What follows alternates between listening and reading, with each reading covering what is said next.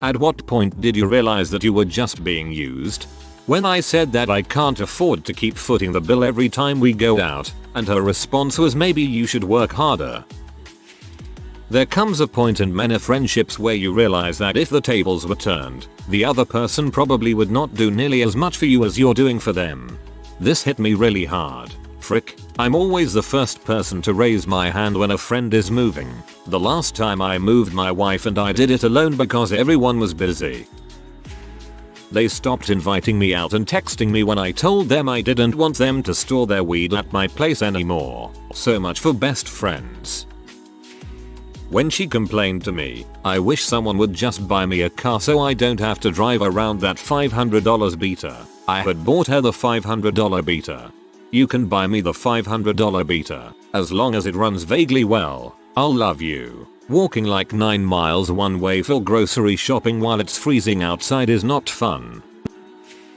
My friends, married, would always want to just hang out with us 3 alone, never inviting me to hang out with their other friends. They would ask me to watch their dogs all the time while they were out of town with said friend group because the dogs just love you only. I think I fully realized it when all the friend pictures in their house included none of me.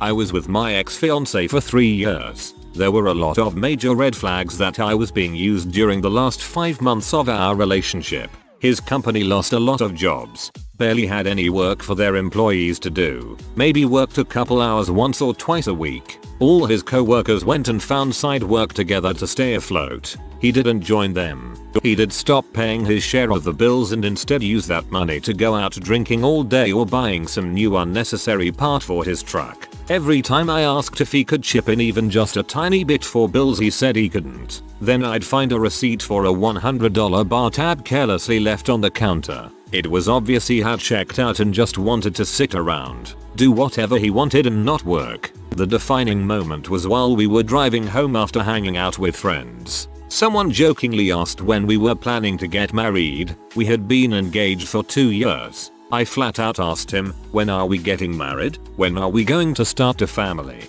We talked excitedly about it so much after he proposed. You know, I don't really want to get married. I think we're fine how we are. And I don't even know if I want kids. Yep, I'm being used. He's just dragging me along. He doesn't love me anymore or was never in love with me to begin with. But I'm definitely just the person who pays his bills. I had a suspicion he was cheating again but no evidence. It was my birthday and I asked if he wanted to go to dinner. Obviously I would be paying. Nope. He didn't feel like it. He didn't get me a gift. I didn't want anything but I hoped for some small gesture. A handwritten note, something. I bought myself a small cake. You want to hang out and eat cake with me? Nope. Too busy watching TV. A week later I told him I was done. That he could take a couple days, but he needed to pack up and go back to his dad's house. Suddenly he was crying. Suddenly he was paying attention to me. I'll marry you, we can start trying for a baby tomorrow. With what job? What money? You don't even care to be anywhere near me. You ignored me on my birthday. He packed up and left the next day. I found out a couple weeks later he was seeing another girl behind my back and that she was pregnant. Back in high school, I was one of the first to have my license and a car. I noticed that my friends wanted to hang out with me a lot less when they got their own cars' licenses. Yeah, not very proud that I didn't see the writing on the wall. They say it was just a coincidence that we fell through at the time, but I think it's pretty obvious. This is very common in high school. Everyone used each other for lifts. We had been friends since high school. About 10 years or so later, another friend of mine went real talk on me and asked when the last time I was with Katie without her needing a ride, or asking to borrow something, etc, etc. I chew on that for a few months, and realized she really does only call when she needs a ride, money, advice, or a sitter. She was never really around when I needed something, which was rare, or if I just had a crappy day and needed to vent. She would call me right back. Never. I started distancing myself from her gradually, and once I started turning down her requests, weeks would go by before I'd hear from her. One night, after several weeks of no communication other than an occasional comment or like on FB, she called to ask if I could give her a clean urine sample for her new big job at Arby's. End friendship. 10 years up in smoke. The friend that went real talk on you is a keeper. Hard to find honest people who will tell you like it is. Girl I had considered my best friend through high school and college whined for weeks about how she had nowhere to go for Thanksgiving. Kicked out by her fundy parents at 18, so I invited her to dinner with my family. She didn't show up, so I called to see what happened. Turns out she did have places to go for the holiday. 7 different houses, including her parents, and she didn't think she could fit us, that is, the person she'd called her best friend for nearly a decade, into her plans. When I asked if she had been planning on calling me at any point to tell me she couldn't come, she said no. Just no. Not even a half-assed apology. I hung up on her and spent the rest of the night analyzing my friendship with her. I realized that despite all I did, giving her rides, storing her stuff, attending her life events where I was promptly forgotten, and spending a ridiculous amount of time on the phone helping her work through her drama of parents' boys' money school, including helping her plan a wedding to a man I later learned wasn't even legally divorced from his first wife, she didn't reciprocate at all. When I talked to her about my problems, she made a show of listening before changing the subjects to her problems, which would go on for hours. We had to do activities she wanted or eat at places she liked. We had to work around her schedule, but there was always a good chance that she would blow me off without even telling me. I promptly disappeared from her life. I don't even think she noticed. Nearly all of my girlfriend's friends are like this to her. She still doesn't understand why I don't like any of them even when I tell her that is the reason. That they don't respect her at all. My girlfriend was in a bad accident, and a female friend of mine was helpful with helping me deal with everything going on. A week after the accident my GF died. My friend started trying to get closer to me. Due to the state I was in, depressed, lonely, just wanting to feel happy again, my judgment was skewed and we started hanging out a lot. A little over a month later she sends me a text stating that we can't see each other anymore. Turned out she was using me to make her crush jealous. Really fricked me up for a while. I never fully coped with the passing of my girlfriend because of it all. Jesus. Some people really have no decency. I'm sorry for your loss. Hope things have gotten better for you. When I noticed that Daisy, the goat down the road, was only happy to see me if I was walking by with food. If I had nothing to eat, she wouldn't give me the time of day. She's a people user. Bastard. When he would constantly be about money even though he wouldn't hold down a job for more than a couple months at a time. I would pay for dinners and anything else for dates because he said he didn't have the money, even though he had champagne taste. I don't expect gifts but he couldn't even take me out or get me something small for my birthday or our anniversary, but then ended up buying himself a $500 bike because it was cool. Just recently got rid of a friend like this. Constantly complaining about being poor and living with his mom with a girlfriend and 2 kids. He literally would ghost me and be off the grid for months. When his tax return came around and he actually had money, he'd want to hang out to brag about all the cool stuff he had, then be poor 2 weeks later. When she called me at 2 in the morning to ask me why I liked her and when I asked why she wanted to know, she basically told me it was because she wanted a quick ego boost. Says in a sarcastic, pee off, and a lone voice. Imagine if they had an app for that. When I pleaded with my father to pay me like a normal employee so I could get TI when I went to school, he said no, it was too much work to do it and would cost him money. I quit 2 days later and went to work for his competition. There was this girl, who was very romantic, had a very good relationship with her. I would drive 40 minutes to come and see her, and yet somehow something was odd. There were days where she loved to talk with me, loving me a bunch, crying sometimes about how I'm the best people she knows, that she doesn't deserve me, etc. And I think it was really in love with me. But other days she disappeared, like no texting for 1, 2, even 3 or 4 days, crazy. But she had excuses and I was foolish enough not to ask further. But I noticed a weird pattern. She would only be super lovely with me after those breaks, and her interest will slow down until she disappear again. Fast forward a month. I'm about to leave office now, so I'll continue later if you want. And her best friend finally comes to me very embarrassed and confess me that she, my GF, has a boyfriend and he lives in the same city, and that he is a real jerk. The one that humiliates you or even hits you in front of his friends. And that my girlfriend blocked me on WhatsApp and logged off Facebook every time she was with him to avoid getting caught. And all the time she chatted me back or called in the middle of the night with the excuses, I had a fight with my parents, I'm anxious, I can't sleep, etc. To which I did my best to tranquilize her and ask if she wanted to see me tomorrow etc. Was actually every time he did something bad to her, like showing his friends videos of her sucking his dong, or maybe calling her a s in front of her classmates, I was stone cold. I didn't know how to feel, I didn't know what even say to her, if even talking back to her again. It was awful, but on the same time guilty to leave her because it would make her abusive relationship even worse. You need to stop seeing her and she needs to stop seeing him. If I were you, I wouldn't trust her anymore, and it's not worth being with someone you can't trust.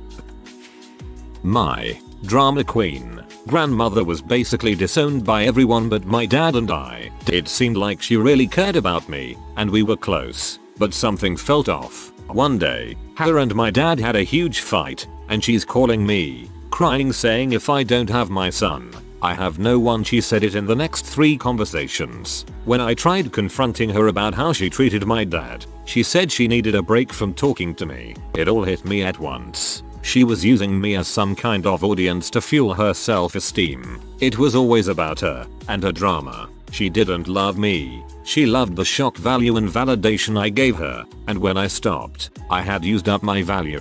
I see we have the same grandmother. Nico, my cousin. Let's go bowling. I was befriended by a few people who pretty much used me due to my low self-esteem and eagerness to please to make them feel better. Also, since I was chubbier than most of my then so-called friends, I make them look prettier when we go out. I have a habit of spoiling friends by doing things for them, so when the time came that I needed to say no, they were not happy about it and dropped me in a dime. It took a while for me to notice the patterns. I'm glad you were able to say no to them and get past them. I hope you have friends now that will spoil you back, or, you know, are better friends to you. I overheard my GF at the time saying to her friend that she really wanted to be single after college once she had her own job and place to live. At the time I thought it was more of an offhand comment, like, I would enjoy it, but didn't think it was something she 100% wanted to do. Pretty much the day that she moved out of her parents' house and had a job, she said she wanted to go on a break. We talked about continuing the relationship for another 6 months. I remembered her having that conversation and brought it up. You know, when you ask a question and the other person is so surprised they just have no response and clam up. Yeah, that was her exact response. She had nothing to say. I then said, okay, I guess that answers my question. She didn't say anything to that either. Turns out she just wanted me more as a status symbol rather than someone she was actually interested in. Not saying she didn't have zero feelings for me, but I think a large part of them were similar to liking someone because they are rich feelings. At the time in college I was campus famous for a sport I played. Once I graduated I wasn't a hot item anymore that she could brag to her friends about. I was walking with my best friend in high school at the time and this other kid. I told them I had to go and turned around. I remembered that I didn't have that class on that day, so I turned around again and tried to catch up to them. I was just behind them when I heard the other friend ask my best friend, why do you like him? Why do you hang out with him? His response, cause he's rich. I'm not even rich, it's my parents that are rich. When I was asked to pay more than half the rent on my own despite 3 other people living in the house because they didn't make enough to pay the rent, then they proceed to go out to bars while I'm too broke to even afford food. When I was his personal therapist when he and his ex broke up, not for the first time, and a few weeks later they got back together and I never heard from him again. You're welcome, butthole. I have hot friends, guys calling me to invite me to come out with them, then casually at the last minute suggest I bring certain friends. Frick off, dudes. If you want me to hook you up with my hot friends, just say that in the first place. I want you to hook me up with your hot friends. Never. I'm the kind of jerk that doesn't even allow the setup for that sort of thing. Example. Person at work. Hi Jay. Any plans for the weekend? Me. I'm not covering your shift for you, Meg. I need to learn. Anytime my boss says, this really is something everyone should be doing, Since you're such a hard worker, I'd like you to do it. Translation: no one else wants to do this task. No one else needs or is required to do this task, but in theory they probably should. You are going to do it and no one, not even me, will remember that I asked you to do it because this task is so utterly unimportant. Life pro tip: don't work so hard that you finish your tasks early and need to be assigned other things. Instead of being impressed, your bosses will start assigning you the menial tasks no one else has to do because they're busy. Yup, learned this after I picked up multiple useless mindless tasks after I optimized my workflow and automated part of it. Now I sit here and browse through Reddit while letting crap pile up so I have justification to be busy. Cause if they don't appreciate my work I rather not give a crap. Constant trips 40 mins, one way, a way to go hang out with the group of friends that had been such for over 4 years, often giving rides, buying booze, weed, only to find out when I wanted them to visit me it wasn't convenient enough for them. Turns out, they all agreed that I was being a drama queen because I wanted mutual friendships and they didn't give two shoots to go out of their way when I had been doing just that for years. Later on, I would find out through mutual friends or FB pics they would all make plans and go out and not invite me because it was too much trouble and I lived too far away, etc. Frick people like that. Those aren't friends. I think I sort of knew before this, but having it spelled out so plainly made it impossible to ignore. We would date, then he would break up, then I'd be doing fine. Then he'd ask me to take him back and I always would because I was an idiot. So we did this dance a few times and finally I have had enough. I break up and start to realize I was his second choice always. He would just keep me so close that if things didn't work out with the girl he was actually wanting to be with he would still have someone who loved him. And I did love him. Not the way I love my husband of course, but I loved him like you do your first real crush. So a few months after I completely end things with him I'm finally in a good place where I don't feel like I need to be with him.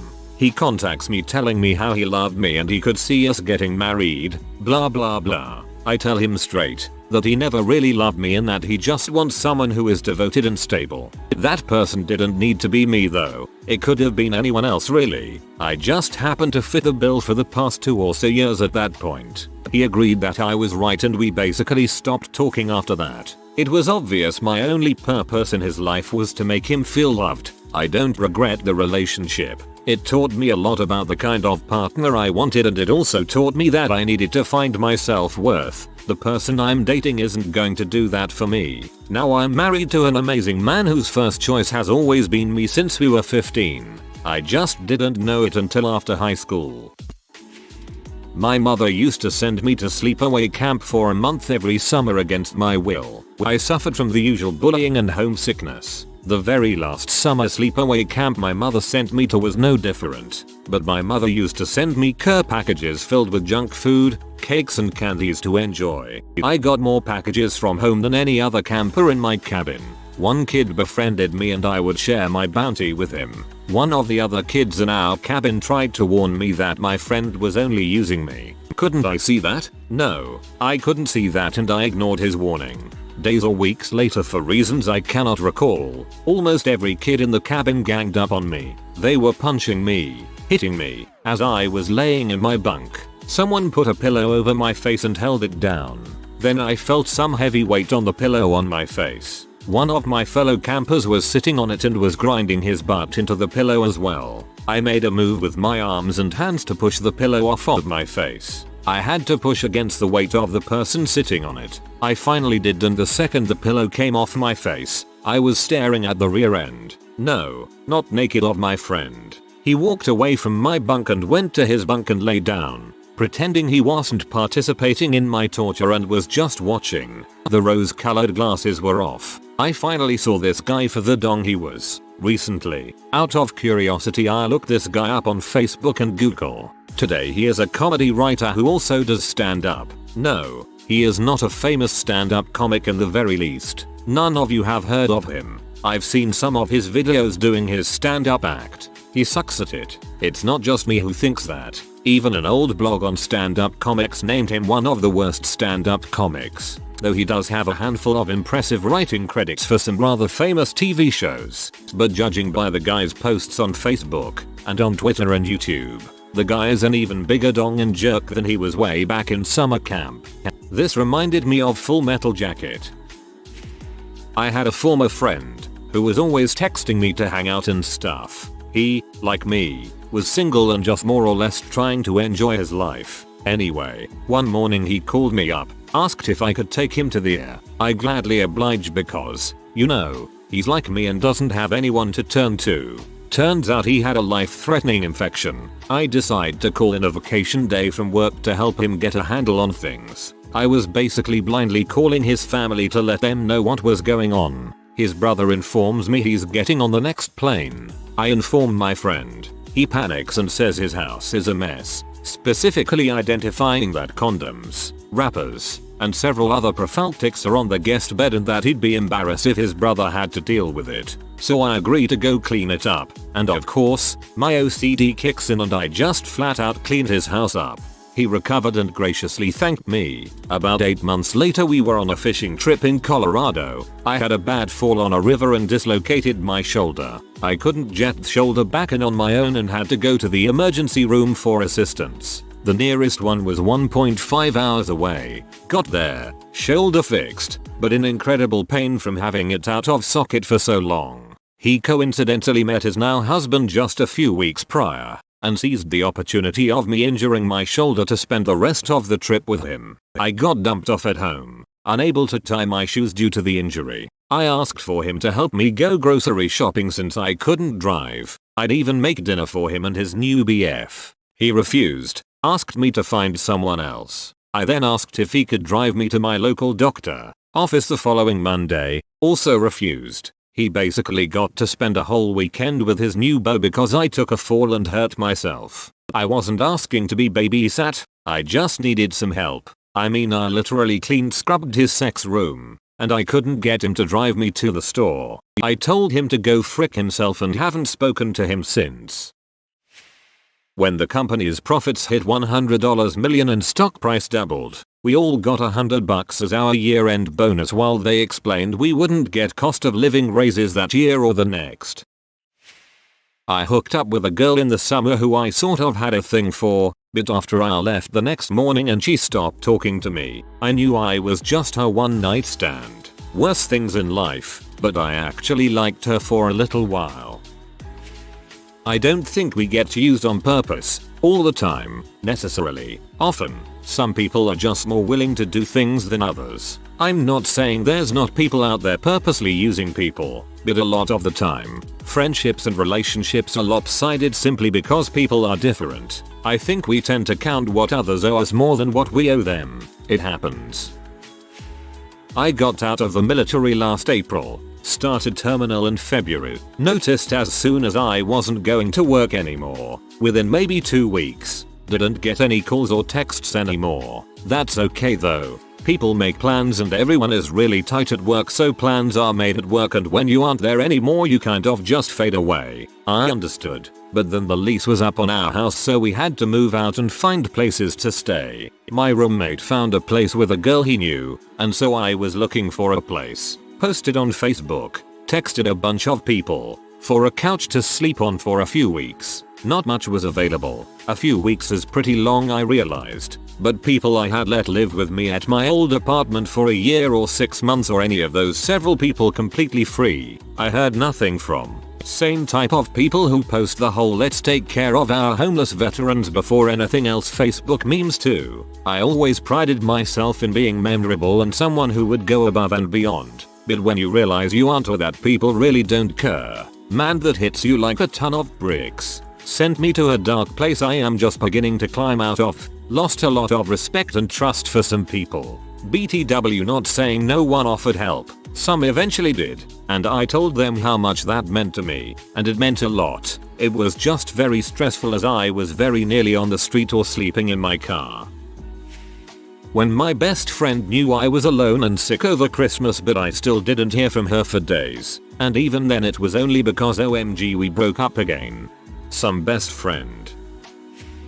I registered my friend's car in my name because she couldn't due to an abandoned vehicle on her record. She promised to give me rides to and from work if I did this for her. She left me and my 2 kids ages 4 and 2 stranded at my work with no ride home after dropping us off that morning. I had given her my last $10 for gas money so she could pick us up. She had their car seats in her car. Luckily my 19-year-old son and his friends were in the area and came and gave us a ride home. I went and took my name off her registration the next day. Frick her.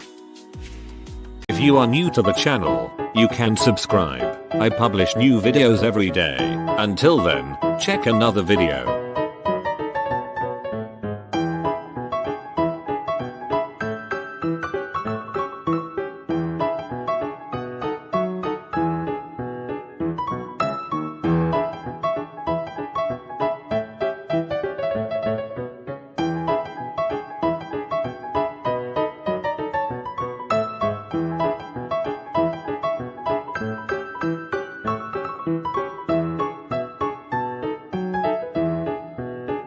Bye for now.